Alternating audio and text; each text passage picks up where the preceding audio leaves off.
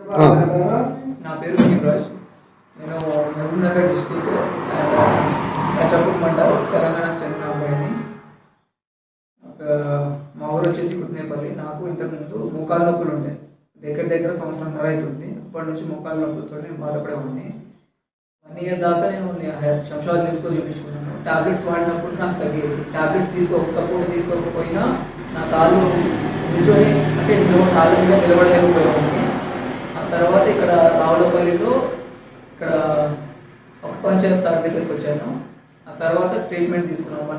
1.5 month treatment తీసుకున్నాను. తర్వాత ఇప్పుడు పౌడర్ ప్లస్ ఆయిల్ వాడుతున్నాను. ఆయిల్ ఏమో ఒక 15-20 minutes మసాజ్ చేసి ఒక 1/2 an hour తర్వాత వేడి నీళ్ళలో ఉప్పు వేసుకొని అది దాంతో కాపర్ వేసుకుంటున్నాను. అంటే ఆయిల్ వాటర్లో బట్ట వేసుకొని తడిబట్టతోటి కాళ్ళ మీద మోకాళ్ళ మీద పెడుతున్నాను.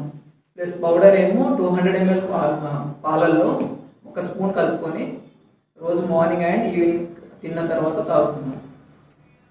ఆ తర్వాత ఇప్పుడు నాకు చాలా బెటర్గా ఉంది.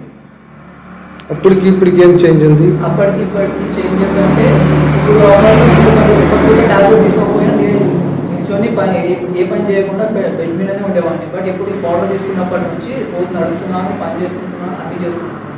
ఎన్ని రోజులు తీసుకోవాలని చెప్పారు? ఇది మొత్తం తగ్గేంత వరకు తీసుకోవాలని చెప్పేసి అన్నారు. తగ్గిన తర్వాత అవసరం ఉందా? తగ్గిన తర్వాత 1.5 month ఎక్స్ట్రా తీసుకోవాలి. ఎందుకంటే లోపల నుంచి మొత్తం పోవాలి కాబట్టి ఇది మొత్తం క్యూర్ అయిపోయిన తర్వాత 1 month వాడాల్సింది.